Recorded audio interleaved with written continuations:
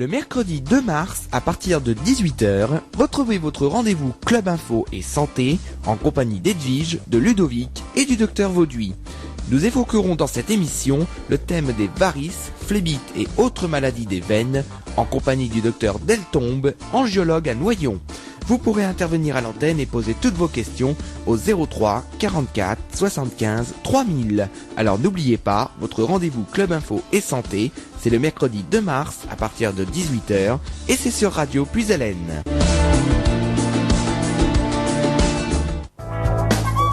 Écoutez Radio Puisalène.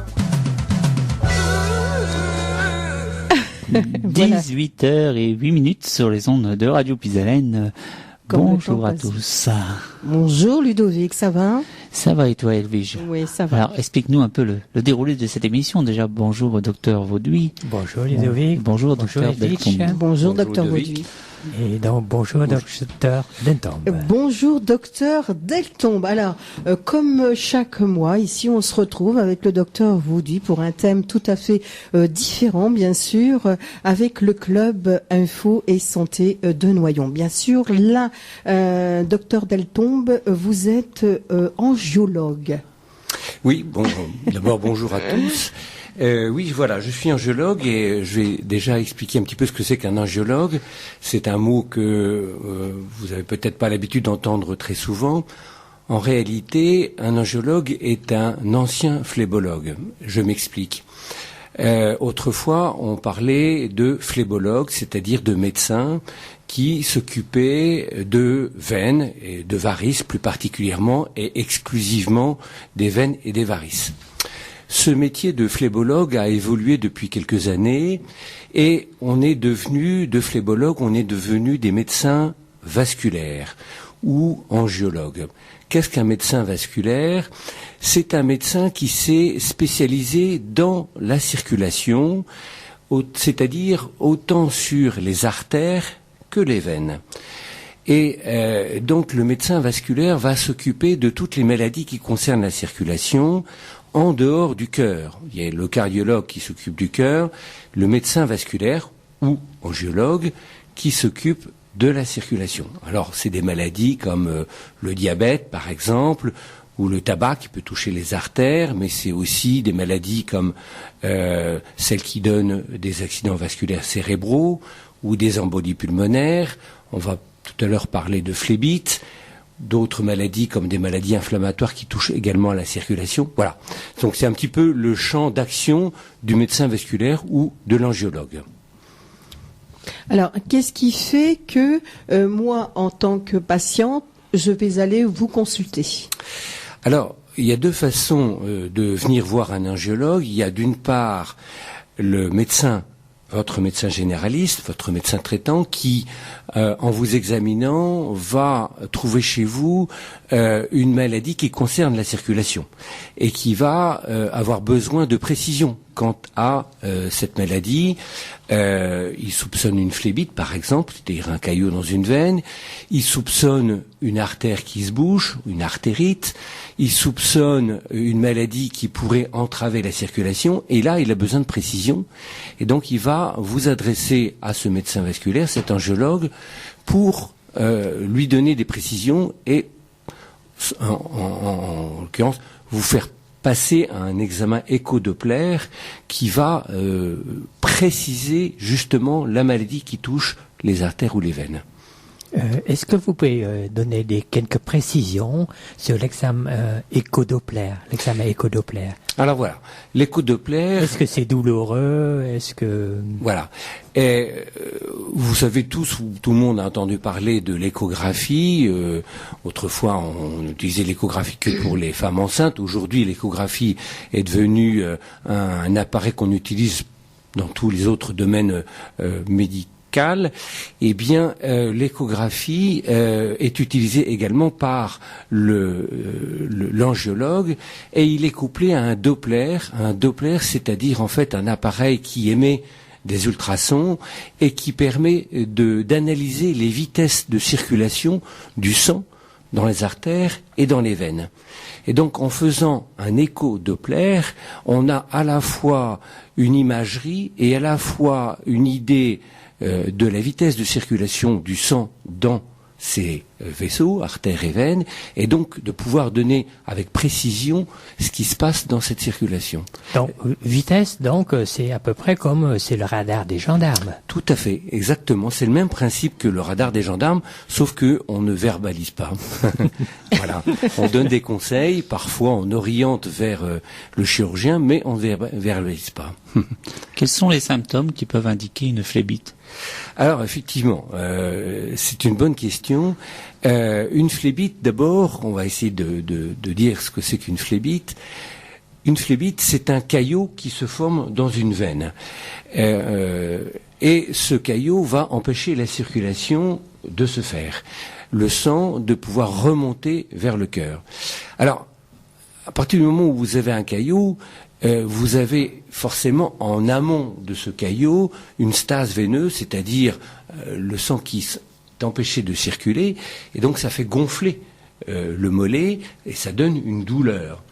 Et donc le premier symptôme d'une phlébite, ça va être la douleur dans le mollet ou dans le bras, parce qu'il existe aussi des phlébites dans le bras, ça va être la douleur. Après, on a d'autres signes qui peuvent évoquer une phlébite, qui sont un peu plus compliqués, c'est l'œdème, le gonflement, et puis on a aussi la turgescence des veines superficielles. Mais bon, on rentre là dans des détails un peu plus techniques. On va rester sur ces deux symptômes, d'abord la douleur, et ensuite l'œdème, ou le gonflement du mollet dans une phlébite. Comment peut-on soigner une phlébite ? Ah, voilà une bonne question aussi. Il y a plusieurs façons de traiter une phlébite, enfin plusieurs façons, oui et non. Disons qu'il y a deux types de phlébite. Il y a la phlébite qui concerne les varices. Et puis il y a la phlébite qui concerne les veines profondes. Il faut peut-être que je vous fasse un petit rappel de l'anatomie des veines pour mieux comprendre le traitement d'un caillot, d'une phlébite. Nous avons deux systèmes veineux dans le corps, et en particulier, on va s'intéresser aux jambes. On a un système veineux profond, qu'on va comparer à des autoroutes, par exemple, qui donc véhicule le sang depuis la périphérie vers le cœur et les poumons. Et puis, on a un système veineux superficiel, un réseau superficiel, qui véhicule également le sang vers le cœur et qui se rattache à ce réseau profond par des petits ponts. Ce réseau superficiel, on va le comparer à des routes cantonales, des routes forestières, donc beaucoup plus... C'est bien. Et donc, le caillot, lorsqu'il se positionne dans une veine profonde, n'a pas les mêmes conséquences et les mêmes risques qu'un caillot qui se forme dans une veine superficielle. Et donc, on ne va pas traiter la phlébite ou le caillot de la même façon dans une veine superficielle et une veine profonde. Si on doit traiter une phlébite profonde, un caillot dans une veine profonde, on va utiliser des anticoagulants, c'est-à-dire des produits qui fluidifient le sang, et on va utiliser par ailleurs une bande de contention ou un bas de contention qui vient aider le caillot à se résorber. Dans une phlébite superficielle, surtout s'il s'agit d'une veine variqueuse, on va utiliser parfois des anticoagulants si le caillot est dangereux, mais on peut aussi ne pas utiliser d'anticoagulants et simplement des anti-inflammatoires, associés toujours à une contention, c'est-à-dire un bas à varice ou une bande à varice. Voilà. Ça, c'est dans le traitement curatif, parce qu'il y a aussi la prévention. Mais on en parlera peut-être tout à l'heure. Alors, si vous dites il y a deux formes de phlébite, une plus faible et une plus forte, est-ce que la plus faible peut arriver, si on ne soigne pas, si on ne fait pas quoi que ce soit, on peut arriver à avoir une plus forte? Alors tout à fait, c'est une très bonne question, et c'est pour ça qu'il ne faut pas négliger les phlébites des veines superficielles, variqueuses, parce que certaines phlébites superficielles peuvent effectivement évoluer vers la phlébite profonde et donc engendrer un risque d'embolie pulmonaire. Voilà. Ce que vous dites profonde, c'est parce que ça va vers le cœur. Ça va vers le cœur. Le réseau veineux profond sont des grosses veines, et si le caillot se propage dans ces grosses veines, il y a toujours un risque qu'une partie de ce caillot se détache et s'envole vers le cœur, puis les poumons. D'accord. Et engendre ce qu'on appelle l'embolie pulmonaire. Alors là, vous le voyez quand même tout de suite quand je viens vous consulter et par mon médecin qui m'envoie chez vous, vous voyez tout de suite ce que c'est, si c'est une phlébite que je vais faire forte ou si c'est une phlébite très faible. Tout à fait. Vous le voyez tout de suite. C'est effectivement, tout l'avantage de l'écho-doppler, c'est que on va visualiser le caillot dans la veine et on va pouvoir émettre un pronostic sur la gravité de la maladie, et en particulier le caillot. Si le caillot est fixé à la veine, et que en plus il est en distalité, c'est-à-dire en dessous du genou, il est moins dangereux que si il est partiellement fixé à la paroi et qui se trouve plutôt vers le petit bassin, vers l'abdomen, auquel cas le risque d'embolie pulmonaire est plus important. Parce que la phlébite, elle peut arriver du bas des jambes, comme elle peut arriver ailleurs aussi. Tout à fait. Vous avez tout à fait raison. En fait, souvent on parle de phlébite dans les jambes, mais en fait un caillot peut se former ailleurs que dans les jambes. Il peut se former dans le petit bassin, il peut se le former dans les bras, il peut même se former dans la tête. C'est plus rare, mais on peut avoir aussi des phlébites qui intéressent les veines cérébrales.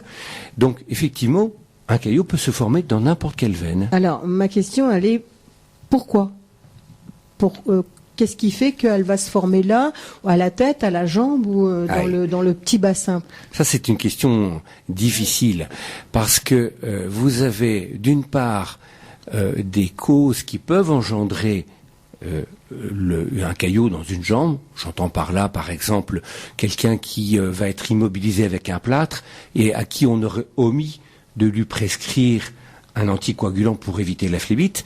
Eh bien, le fait d'immobiliser cette jambe, ce mollet, il va produire un caillot dans la veine. D'accord. Et ce caillot donc va faire une phlébite dans le mollet. Mais on a aussi des maladies qui peuvent engendrer des troubles de la coagulation. La coagulation, c'est la capacité du sang à former des caillots qui peuvent engendrer des troubles de la coagulation, et à ce moment-là, ces maladies-là, qu'on pourra peut-être décrire après, peuvent engendrer des caillots n'importe où dans le corps. Et donc, des caillots qui peuvent se former dans le cerveau, dans l'abdomen, dans le bras, etc. Et là, il y a quand même urgence. Effectivement, quand ces caillots, se rapprochent du cœur, se rapprochent des vaisseaux, des organes nobles, il y a urgence parce que il y a un risque d'embolie important et parfois vital même. On appelle ça une embolie pulmonaire, non ? On appelle ça une embolie pulmonaire. Et tout à fait. Quand on a à la tête, ça, on appelle ça comment ? Alors, c'est une phlébite cérébrale et ça a les symptômes un petit peu d'un accident vasculaire cérébral.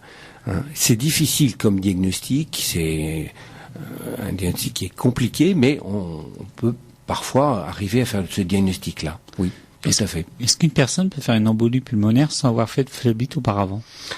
Oui, alors effectivement, il y a un certain nombre d'embolies pulmonaires qui ont été détectées alors qu'on ne trouve pas l'origine de la phlébite. Soit parce que le caillot qui s'est formé s'est totalement envolé, je veux dire envolé, parti dans la circulation et parti se loger dans le poumon, et donc on ne retrouve pas l'origine de la phlébite, soit parce que le caillot a été situé dans un endroit très difficile à diagnostiquer, comme par exemple dans l'abdomen, et donc on a beau chercher, on ne retrouve pas l'origine de la phlébite, alors qu'il y a bien eu, à un moment donné, caillot dans une veine qui a embolisé vers les poumons. Et ça arrive souvent, justement, que l'on a un noyau et qui puisse partir. La phlébite et l'embolie pulmonaire sont des choses qui sont très très fréquentes. Oui, tout à fait. C'est pour l'angiologue un souci quotidien. On a tout le long de l'année, tous les jours ou presque une suspicion, je dis bien une suspicion de phlébite ou d'embolie pulmonaire, qui heureusement ne se révèle pas être forcément, mais des douleurs qui peuvent évoquer des phlébites et des embolies pulmonaires, c'est quelque chose de très fréquent, et la réalité des phlébites, c'est quelque chose de très très courant. Oui. Alors, est-ce que ça fait mal ? Est-ce que c'est douloureux pour le patient ? Alors, la phlébite est douloureuse, modérément douloureuse, mais elle est quand même douloureuse.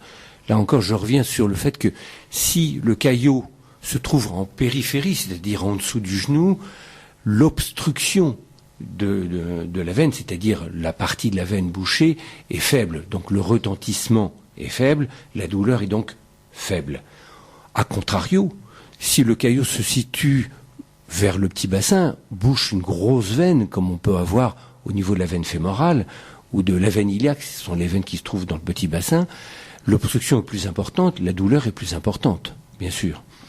Ça reste une douleur modérée, c'est pas une douleur de colite néphrétique ou une douleur d'infarctus, hein, bien sûr. Mais c'est une douleur quand même qui n'est pas négligeable. Oui, alors avec l'embolie pulmonaire, est-ce qu'on a des signes les patients se plaignent de certaines choses ou non quand il y a une suspicion d'embolie pulmonaire?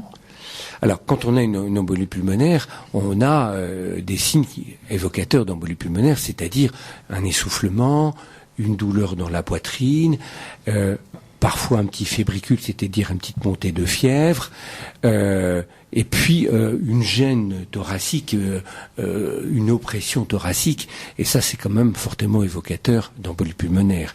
Surtout si en plus on a une douleur dans un mollet, ça oriente vraiment vers l'embolie pulmonaire. Alors, je pense que ça se soigne. Ça se soigne, bien sûr, oui. Vous soignez comment ? De quoi, la phlébite ou l'embolie pulmonaire ? Les deux.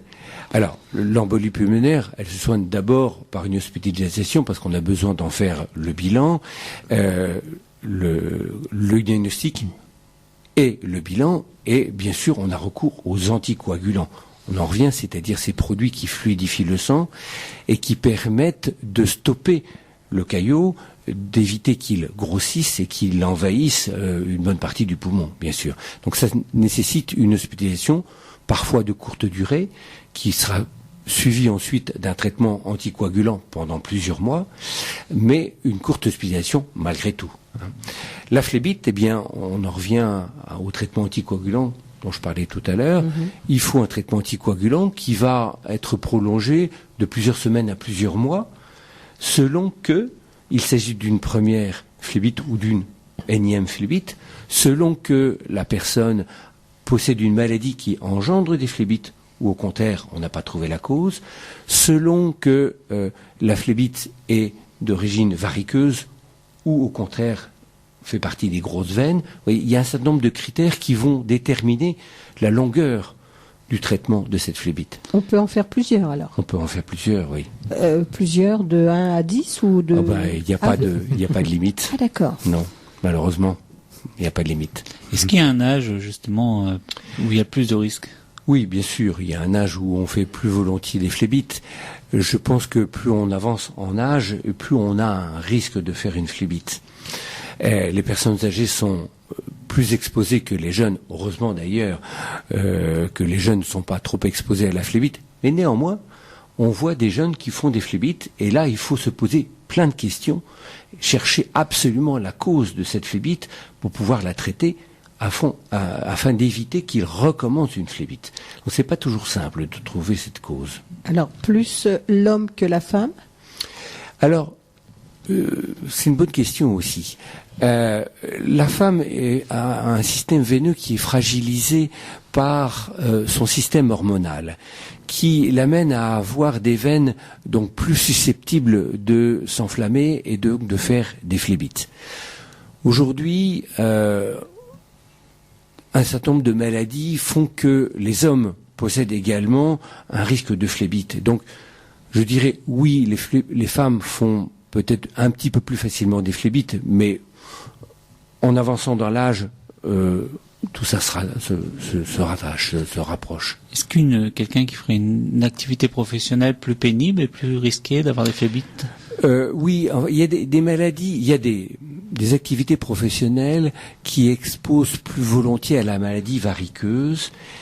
Et la maladie variqueuse, lorsqu'elle devient très importante, expose à la phlébite. C'est une des complications des varices.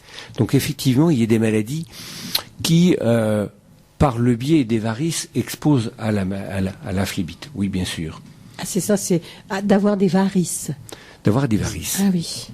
Qu'est-ce qu'une varice? Oui, c'est ce que j'allais vous poser la question, parce que vous dites variqueuse. Oui, variqueuse. C'est ça, voilà. c'est Alors, varice. qu'est-ce qu'une varice? Une varice, c'est une veine superficielle. Tout à l'heure, on parlait des réseaux veineux superficiels. Eh bien, c'est une veine superficielle qui est dilatée et qui va rester dilatée en permanence, quelle que soit la position.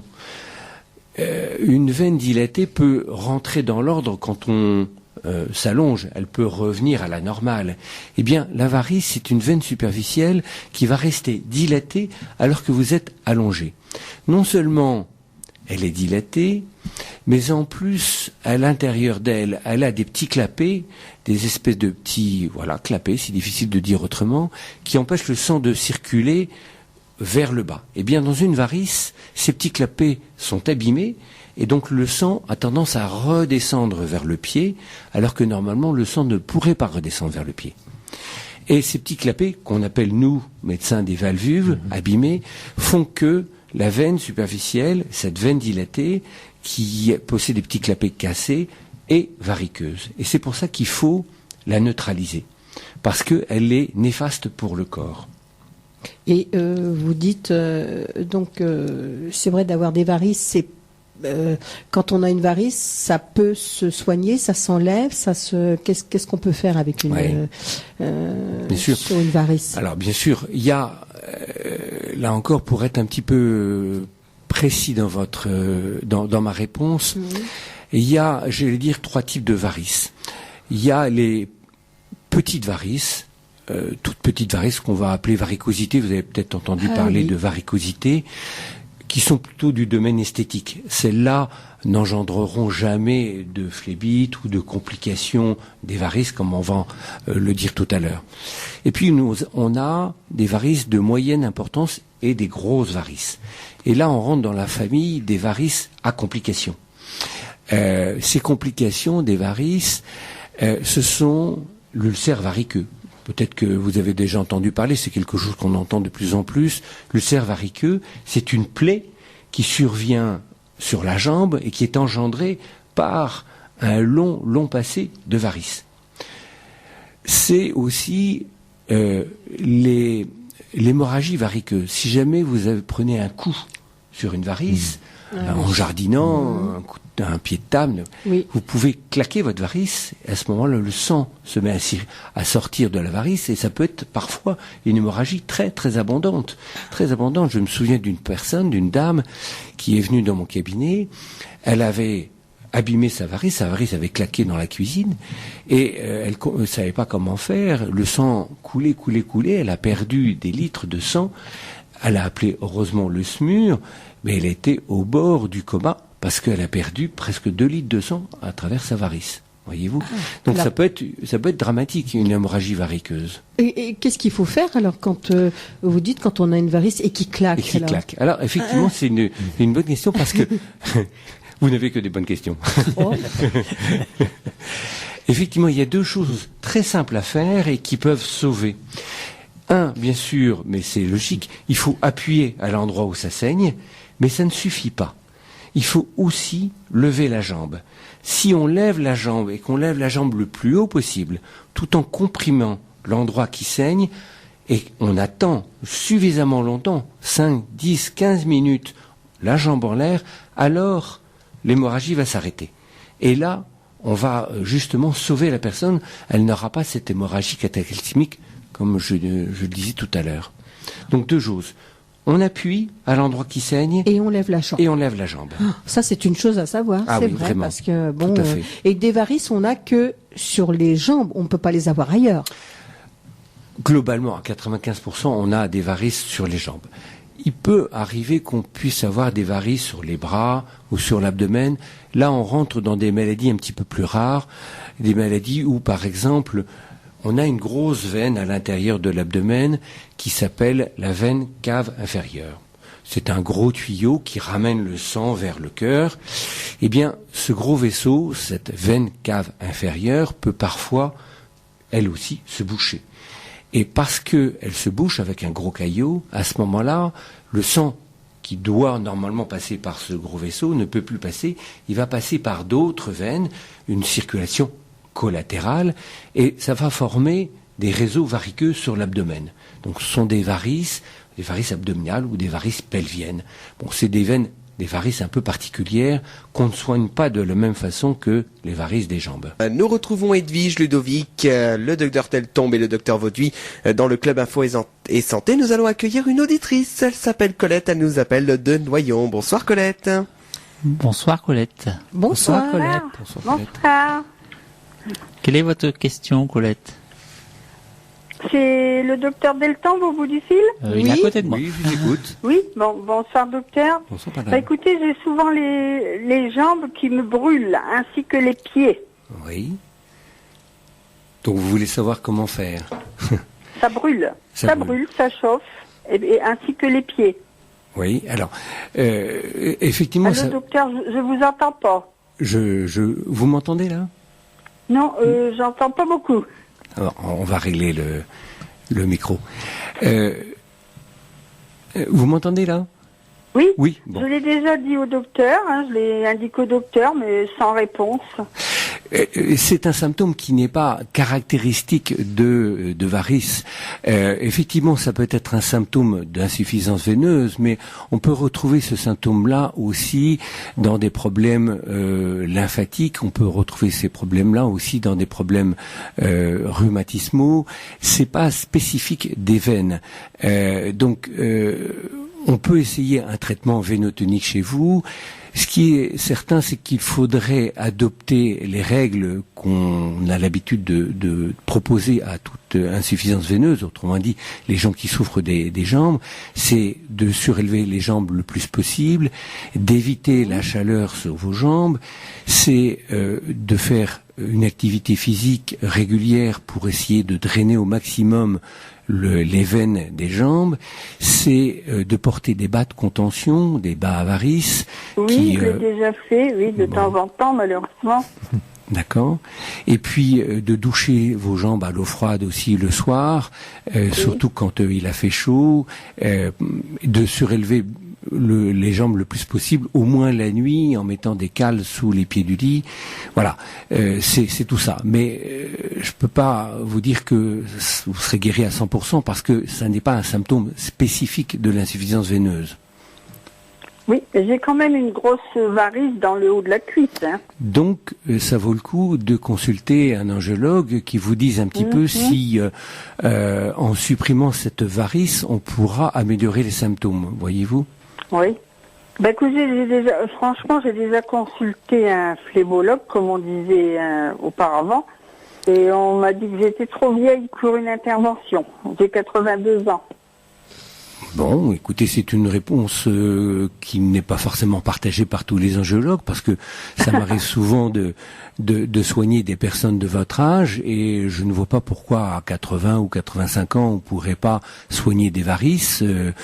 L'âge n'y est pour rien dans le traitement des varices. Je pense qu'on peut soigner à 80 ou 85 ans, c'est pas un obstacle. Donc écoutez, c'est pas forcément une réponse. Je vais voir avec mon docteur traitant. Tout à fait. Oui. Bon, je vous remercie beaucoup. Je vous en prie, madame. Au revoir, docteur. Au revoir, Peut-être madame. un de ces jours. Peut-être. Au revoir. Merci. Merci d'avoir Merci appelé. beaucoup. Merci d'avoir Merci. appelé Colette de Noyon, et faites comme Colette si vous avez justement des questions à poser. Eh bien, c'est le moment de le faire. Alors, docteur Deltombe, c'est vrai que vous êtes angiologue à Noyon.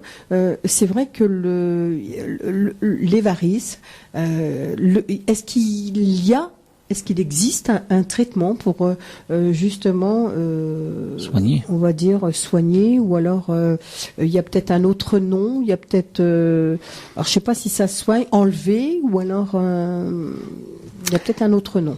Alors, on va déjà parler du traitement curatif, c'est-à-dire le traitement vrai des varices. Après, on pourra éventuellement évoquer le traitement préventif qui empêche les varices d'apparaître. Ça existe aussi. Ça existe aussi. D'accord. Alors, on va déjà parler de traitement curatif des varices. En fait, on va utiliser 3 méthodes qui sont associées et non pas opposées. On va utiliser d'une part les bas de contention, j'en parlais tout à l'heure. Les bas sont très utiles pour stabiliser les varices, pour les empêcher de progresser et pour empêcher les varices de se compliquer. Donc les bas à varices sont, j'allais dire, les fondamentaux du traitement des varices. Expliquez-nous un petit peu le fonctionnement justement de ces bas de contention. Que ça sert à quoi? Qu'est-ce que ça fait exactement? Alors le bas de contention est donc un bas qui va imprimer une pression sur la jambe et qui va obliger le sang à circuler plus vite dans les veines. Contrairement à ce qu'on pourrait penser, le bas de contention ne garrotte pas la jambe et il n'empêche pas le sang de circuler. Au contraire, il accélère la circulation du sang dans ses veines et dans ses varices. Et donc, il aide le sang à remonter vers le cœur. Donc, le bas à varices soulage les varices, soulage l'insuffisance veineuse parce que il aide le sang à remonter vers le cœur. Donc, il va empêcher l'œdème dû aux varices de s'installer, il va empêcher les varices de se dilater et il soulage donc les douleurs engendrées par les varices. D'accord. Donc ça c'est le premier traitement, c'est le bas de contention. Est-ce que je peux vous demander donner une question tout de suite? Il paraît qu'actuellement les varices sont très esthétiques, disons, et que les jeunes femmes peuvent importer sans qu'on sache qu'elles ont des bas à varices. Est-ce que c'est vrai? Ah oui, c'est tout à fait vrai. L'industrie qui a qui fabrique les bas de contention a fait énormément de progrès sur l'esthétique de ces bas, non seulement sur l'esthétique, mais sur la qualité des bas qui sont plus faciles à enfiler, qui sont jolis et ils ont largement étendu leur gamme, ce qui fait qu'en fait, de la jeune femme à maigre ou un peu plus enrobée, ou même les hommes, on a des gammes de bas à varices qui convient à tout le monde et qui font que même la jeune femme peut porter des bas à varices sans que personne ne s'en aperçoive parce que ils sont quasiment similaires à des bas de ville. Ah oui, en effet, ils ont fait des efforts là-dessus. Énorme, ce qui a permis à beaucoup de jeunes femmes de maintenant de pouvoir soulager leurs varices, leur insuffisance veineuse, sans que on les montre du doigt avec leurs bas à varices qui ne se voient pas. D'accord. Alors, le bas à varices ou le bas de contention, on peut l'avoir, dans toutes les pharmacies, où peut-on se le procurer? Alors, bien sûr, donc le bas à varices est encore, sur prescription, parce que c'est un médicament, j'allais dire. D'accord. Et donc, c'est sur prescription et encore heureusement remboursé, en tout cas en partie, par la sécurité sociale. Il y a une partie qui est libre, comme beaucoup de médicaments, il y a encore une partie qui est libre que le patient va payer, mais il y a une grosse partie qui est prise en charge par la sécurité sociale et donc par les mutuelles. Mmh. Et ça, c'est un énorme avantage parce que ça permet à beaucoup de personnes de pouvoir se soigner avec les bas de contention et d'éviter les complications de ces bas à varices qui sont dramatiques et qui peuvent engendrer hospitalisation et complications comme on a dit tout à l'heure. D'accord. Alors, c'est des bas ou des collants ou les deux? Non, je sais pas. Alors voilà. Donc on a la chaussette, quelque chose qui monte jusqu'en dessous du genou. Oui. On a le bas qui monte qui s'arrête en haut de la cuisse. Oui. Et puis on a le collant. Le collant qui peut être même aussi un collant maternité pour les femmes qui sont enceintes, dont on sait que les grossesses engendrent beaucoup de varices, et donc on a des collants maternité qui conviennent bien à ces femmes qui vont poursuivre leur grossesse jusqu'à 9 mois et donc pouvoir bénéficier de bas jusqu'à leur accouchement. Est-ce qu'ils ont tous les trois la même action? Ah oui, tout à fait. Ils ont tous les trois la même action. Alors plus on a un bas qui monte haut et plus on est efficace dans le retour veineux, bien entendu. Mais bien sûr, ils sont sur la même technique d'efficacité, bien sûr, tout à fait. Alors, est-ce que c'est des bas que l'on porte jour et nuit Non, le bas de contention, on le retire le soir pour dormir parce qu'il ne se justifie pas la nuit. On ne le porte que dans la journée. Et je dirais que le bas, on peut très bien l'enfiler après sa douche et puis le retirer quand on va se coucher. Certaines personnes ont beaucoup d'œdème dans les jambes et à ces personnes-là, on leur conseille de l'enfiler au lit avant de se lever pour éviter que l'œdème s'installe dans la jambe avant de se lever. Mais pour toutes les autres qui n'ont pas cet œdème dans les jambes, elles peuvent tout à fait enfiler leur bas après leur toilette du matin, il n'y a pas de souci. Alors, tout à l'heure, vous me disiez comment traitons les varices. Je reviens un peu sur votre question. Donc, on a parlé des bas de contention, c'est fondamental. Et puis, il y a la sclérothérapie et la chirurgie. Alors, la sclérothérapie, c'est une méthode qui a maintenant presque un siècle et qui consiste à neutraliser la varice en injectant dans la varice un produit sclérosant qui est une sorte d'acide, si vous voulez, et qui va, au contact de la veine, de la paroi, brûler la paroi de la veine et qui va donc réagir et se rétracter sur elle-même au point qu'elle va se fibroser. Fibroser, c'est-à-dire se rétracter et devenir un peu comme un cheveu, si vous voulez. Et donc, elle deviendra imperméable au sang. Le sang ne pourra plus circuler. Alors, cette sclérothérapie s'adresse à des varices de moyenne importance ou de petit calibre, bien entendu. Et la sclérothérapie est en complément de la chirurgie quand la chirurgie s'impose. Alors la chirurgie, elle intéresse surtout les grosses varices. Et on a deux types de chirurgie. On a la chirurgie classique, ce qu'on appelle le stripping. Ça consiste à aller sectionner la varice en haut de la jambe, puis en bas au niveau de la cheville, et à retirer une grande veine qu'on appelle la veine saphène interne. J'ai pas d'autre terme pour vous dire, c'est une grande veine qui circule sous la peau, en superficie, mais sous la peau, et le chirurgien retire complètement cette veine et ainsi élimine cette grosse varice qui est souvent nourricière de d'autres varices. Alors là, c'est une opération, comment que ça se passe? Ça peut pas se faire comme ça. Ça se fait bien. Alors ça se fait bien sûr au bloc opératoire, bien entendu, parce que ça nécessite une asepsie rigoureuse. Ça se fait avec un chirurgien qui est apte à ça, donc un chirurgien vasculaire ou un chirurgien généraliste, mais qui fait beaucoup d'opérations des varices. Mais ça se fait maintenant en ambulatoire. En ambulatoire, c'est-à-dire qu'on n'hospitalise plus la personne. La personne rentre le matin à 8 heures et elle peut sortir le soir à 5 heures si les conditions le permettent. C'est-à-dire si elle n'a pas fait d'hémorragie après l'opération, si elle se porte bien, si toutes les conditions sont réunies pour qu'elle puisse repartir chez elle. Et donc, elle va repartir chez elle, mais le chirurgien va rester en contact avec elle par l'intermédiaire des infirmières de ville et vérifier que tout se passe bien le lendemain, le surlendemain, etc. Donc, une chirurgie ambulatoire qui fait que la personne qui est opérée n'est pas obligée de rester à l'hôpital et, dès le lendemain, pose le pied par terre et marche et vit sa vie quotidienne comme normalement. Mais on va lui demander quand même quelques jours d'arrêt de travail parce qu'il faut que ça cicatrise et donc laisser les cicatrices faire leur œuvre sans que la personne tire trop sur les cicatrices. Donc elle va avoir un arrêt de travail plus ou moins long selon le type de chirurgie qu'on aura fait. Voilà. Et puis alors, ça c'est la chirurgie classique et il y a un troisième volet qui est la chirurgie un peu plus récente. Il y a deux méthodes qui viennent de faire jour depuis quelques années, qui est la radiofréquence ou le laser endoveineux. C'est les deux termes. Et c'est une sorte de chirurgie à cheval sur la sclérose, la sclérothérapie et les chirurgies.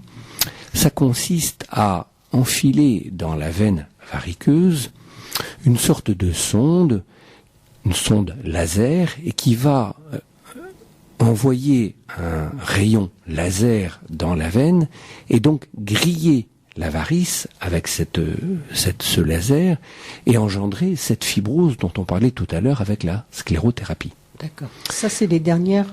Ça, c'est les dernières méthodes sorties Et c'est là encore une chirurgie ambulatoire, parce que ça se fait au bloc opératoire, et c'est une méthode qui permet de retrouver une vie normale encore plus rapide, parce qu'il y a moins de traumatisme chirurgical, j'allais dire, donc moins d'hématomes, moins de cicatrices, et donc forcément un retour à la vie normale plus rapide.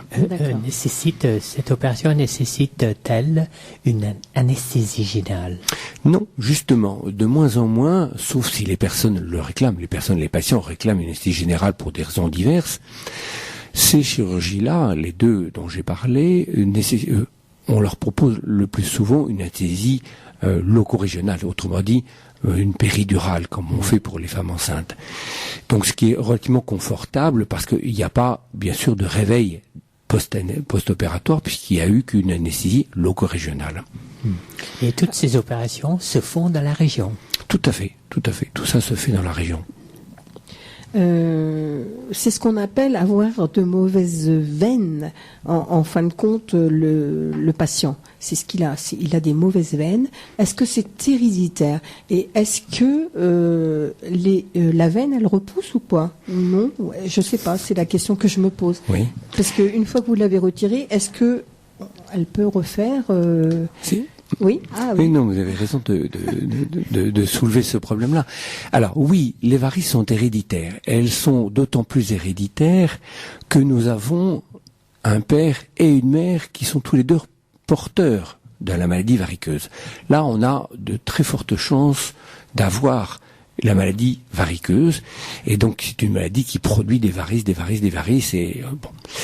Maintenant, quand on a un des deux parents variqueux, on a une possibilité d'avoir des varices, mais c'est pas systématique. Et il y a aussi d'autres circonstances où on peut développer des varices alors qu'on n'a pas de maladie variqueuse.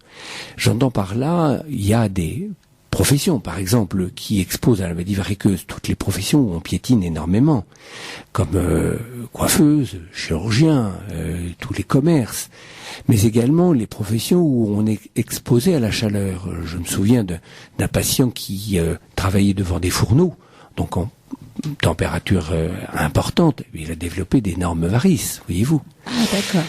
Donc, voilà, des situations où on développe volontiers des varices. Et puis on a aussi la grossesse, et la multiplication des grossesses engendre souvent des varices, parce que la grossesse perturbe énormément la paroi veineuse, et si on a déjà une paroi un petit peu fragile, eh bien la multiplication des grossesses va engendrer l'apparition de varices. Et enfin, on a encore une autre situation, c'est celui qui a eu une ou plusieurs phlébites, et de grosses phlébites, peut engendrer également des varices, qu'on appelle les varices post-phlébitiques. Alors avant de retrouver toute l'équipe du Club Info et Santé, on va parler d'un événement qui aura lieu au Zicodrome de Compiègne. Ce sera le 9 mars prochain. C'est mercredi prochain d'ailleurs, à partir de 20h15. C'est au profit d'une association qui s'appelle Pour un sourire d'enfant. Et c'est une pièce de théâtre qui s'appelle Diable d'homme et qui est fait par la troupe de théâtre de Chevrières, les Amates qui claquent. Donc rendez-vous au Zicodrome mercredi prochain à 20h15. C'est gratuit, hein, docteur Deltombe. Voilà, l'entrée est gratuite.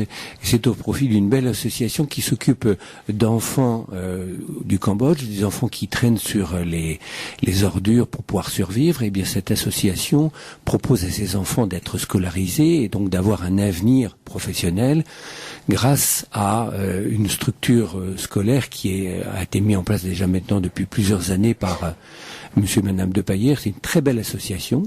Et donc là, on vous propose de découvrir cette association à travers un tout petit film de 6 minutes. Et puis ensuite, une belle pièce de théâtre humoristique.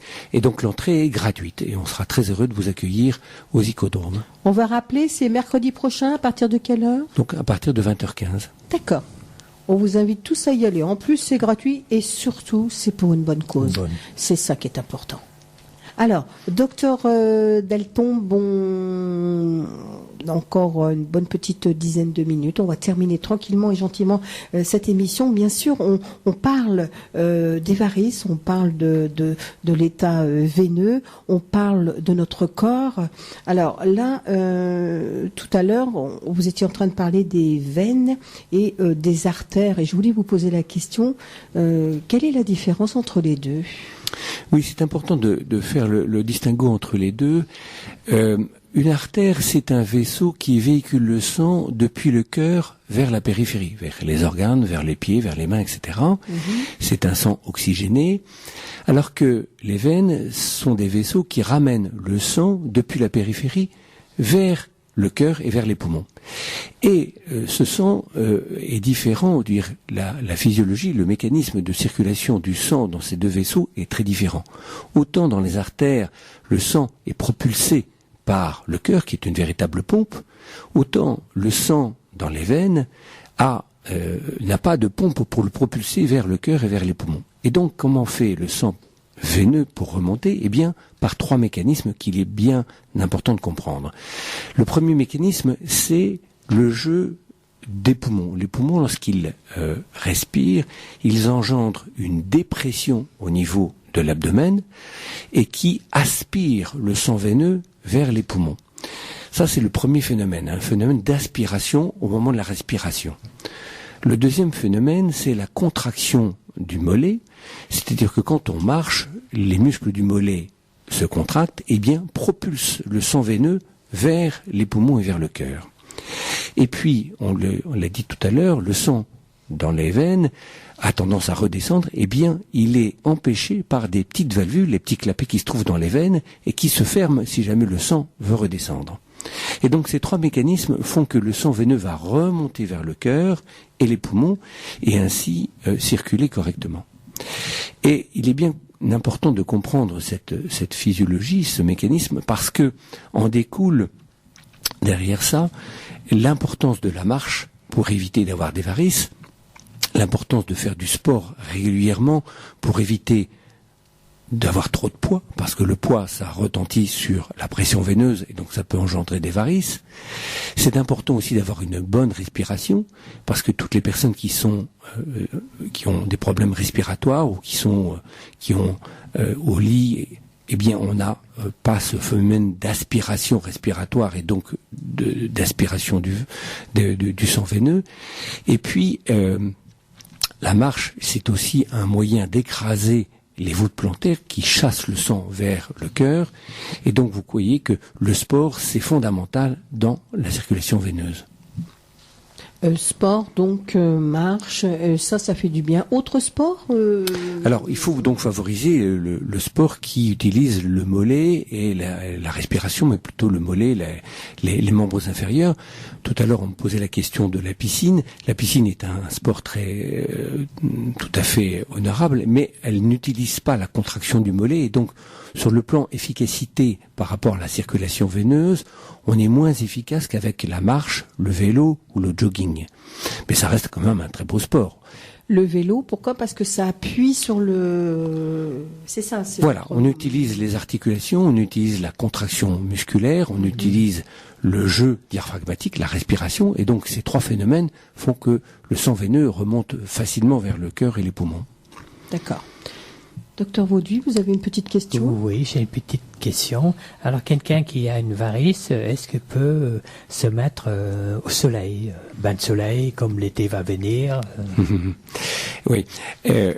Nous, angiologues, on n'aime pas trop le soleil parce que on considère qu'une personne qui a des varices risque d'aggraver ces varices avec le soleil. Ce d'autant que cette personne-là s'exposera beaucoup au soleil, prendra des coups de soleil, parce que le soleil, c'est une brûlure thermique, et que les varices n'aiment pas le soleil, elles ont tendance à pigmenter avec le soleil, donc plus on a une varice importante et visible, plus elle a tendance à pigmenter avec le soleil. Donc nous, angiologues, on a tendance à dire éviter la chaleur, et en particulier le soleil. Voilà. Ludovic? Plus de questions apparentes, hein. Je pense qu'on a parlé un peu de beaucoup de sujets. Docteur Deltombe, je pense que là on a fait un petit peu le tour de votre beau métier, parce que c'est un beau métier, c'est vrai. Vous pouvez peut-être nous dire où vous êtes situé à Noyon? Vous avez votre cabinet? Oui, moi je suis situé à Noyon. Enfin, périphérie de la ville, enfin voilà, près du centre-ville. Alors, je pense que, docteur Deltombe, on va vous donner le mot de la fin. Le mot de la fin. Eh bien, je voudrais dire que les varices, l'insuffisance veineuse, c'est loin d'être une maladie anodine, comme certaines personnes pouvaient le penser autrefois en pensant que varice égale esthétique. Non. La maladie variqueuse, c'est une vraie maladie qui engendre des milliers d'heures de consultation, des milliers de jours d'hospitalisation, parfois même des décès. Donc c'est une vraie maladie à part entière et qu'il faut absolument la prendre en charge et ne pas la négliger et croire que c'est purement esthétique. Non, c'est une vraie maladie qu'il faut prendre en charge dès que possible pour éviter les complications qui peuvent engendrer des milliers d'heures de pansements, de consultations et donc de coûts. C'est une maladie. C'est une vraie maladie. D'accord. Merci, docteur Deltombe. Merci à vous. Merci, docteur Vauduit. Docteur Vauduit. Alors, nous, on parle de quoi? Oui, on va parler des parcours du cœur. Oui, déjà pour la prochaine émission, le mois prochain, ce sera le mercredi... Le 6 avril. Le 6, oui. Mercredi 6 avril, c'est moi-même qui va vous parler de l'épreuve d'effort en cardiologie et la coronarographie. Ouh là là là là. Vous allez voir, c'est pas si compliqué que ça. Je pense. Et deuxièmement, alors dans le cadre du club Cœur et Santé, sous l'égide de la Fédération française de cardiologie, nous organisons chaque année le parcours du cœur. À cette année, ce sera pour le dimanche 3 avril, sur la place de l'Hôtel de Ville de Noyon, de 9h à midi. Alors, nous organisons un parcours cycliste, une marche urbaine, une marche nordique et un parcours de famille. Alors, il faut que vous veniez nombreux parce que les participants ont droit à un ticket qui leur donnera droit à un tirage au sort. Et le premier prix, c'est un VTT. Mais l'essentiel, c'est que vous participiez ce jour-là pour marcher, c'est pour bouger, pour avoir un exercice physique. C'est l'essentiel. Dimanche 3 avril 2016, place de l'Hôtel de Ville, à partir de 9h du matin. Alors, docteur Vauduit, c'est pour tout le monde, là. C'est gratuit. C'est pour tout le monde. On s'inscrit pas, on donne juste rendez-vous à partir de 9h. Voilà. Tout est gratuit. Et croyez-moi, ça va vous faire du bien, parce que là, les pieds, ça va bien marcher les marches. Voilà, donc gagnez le VTT, puis vous ferez fonctionner les mollets, c'est bon pour les jambes. C'est bon pour les mollets, c'est très bien. Si vous gagnez un VTT, c'est extraordinaire. C'est encore mieux, parce qu'on fait du vélo en plus. Merci, docteur Vauduit, à dans un mois. Oui. Merci, Edwige. Merci. Merci, Ludwig. Et merci, docteur Deltombe. Je vous remercie. Merci, docteur Deltombe. Merci, Ludo. Merci à vous. On se voit dans un mois, bien sûr.